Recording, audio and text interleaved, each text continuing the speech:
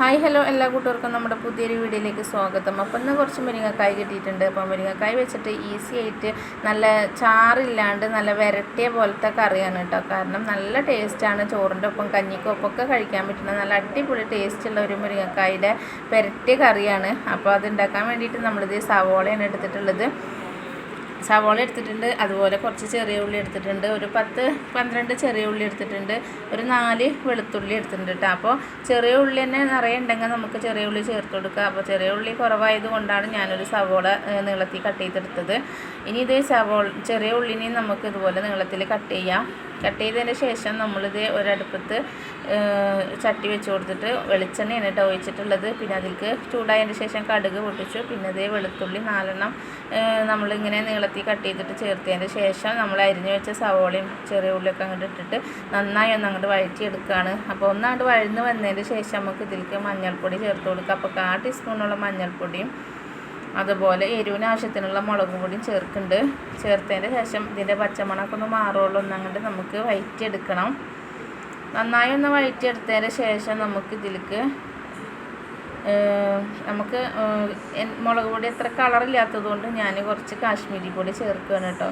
അപ്പോൾ അതില്ലെങ്കിൽ കുഴപ്പമൊന്നുമില്ല, മുളക് പൊടി കുറച്ചാണ്ട് ഇട്ട് കൊടുത്താൽ മതിയാവും. എൻ്റെ കയ്യിൽ നല്ല എരിവുള്ള മുളക് പൊടി ആയതുകൊണ്ടാണ് ഞാൻ കുറച്ച് ചേർത്തിട്ടുള്ളത്. ഇനി കാശ്മീരി പൊടിയും കൂടി അങ്ങോട്ട് ചേർത്ത് കൊടുത്തിട്ട് നമുക്കിതിലേക്ക് വേണ്ട പാകത്തിനുള്ള ഉപ്പും കൂടി ചേർക്കണം. ഉപ്പും കൂടി ചേർത്ത് ഒന്ന് നന്നായി ഒന്ന് ഇളക്കി കൊടുത്തതിന് ശേഷം നമ്മൾ കഴുകി നന്നാക്കി വെച്ചിട്ടുണ്ടായിരുന്ന മുരിങ്ങക്കായ് ഇതിലേക്ക് ഇട്ട് കൊടുക്കുകയാണ്. ഇട്ട് കൊടുത്തിട്ട് നന്നായി ഒന്ന് അങ്ങോട്ട് ഇളക്കി യോജിപ്പിച്ചതിന് ശേഷം വേണം നമുക്ക് ഇതിലേക്ക് വെള്ളം ഒഴിച്ചു കൊടുക്കാൻ. അപ്പം മുരിങ്ങക്കായ് പിടിച്ച് നോക്കിയാൽ തന്നെ നമുക്ക് അറിയാൻ പറ്റും മൂത്തതാണോ പാകത്തിന് മൂപ്പുള്ളതാണോ എന്നൊക്കെ. അപ്പം അതിനനുസരിച്ചിട്ട് വേണം വെള്ളം ഒഴിച്ചു കൊടുക്കാനായിട്ട്. അപ്പോൾ ഇതിൻ്റെത് നല്ല മൂത്തതൊന്നല്ല, ഒരു അളവിന് ആയ മുരിങ്ങക്കായാണ്. അപ്പോൾ അത് കാരണം ഞാൻ 1.5 ഗ്ലാസ് വെള്ളം ഒഴിച്ചു കൊടുക്കുന്നുള്ളൂ. ആ വെള്ളം വറ്റി വരുമ്പോൾ തന്നെ നമുക്ക് ഈ മുരിങ്ങക്കായ് വെന്ത് കിട്ടണം.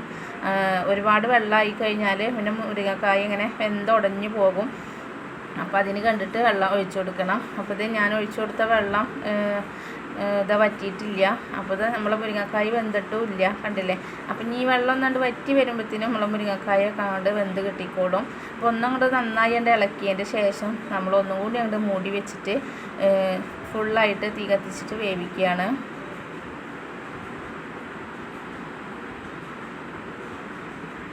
അപ്പോൾ ഇത് ഒരു 5 മിനിറ്റ് ആകുമ്പോഴത്തേനും നമുക്കിത് വെള്ളമൊക്കെ വറ്റി നല്ല രീതിക്ക് കിട്ടിയിട്ടുണ്ട്. അപ്പോൾ ഇത്ര ഉള്ള പരിപാടി. ഇത് ചോറിൻ്റെ കൂടെ ആയാലും കഞ്ഞിയുടെ കൂടെ ആയാലും കഴിക്കാൻ നല്ല ടേസ്റ്റാണ് കേട്ടോ.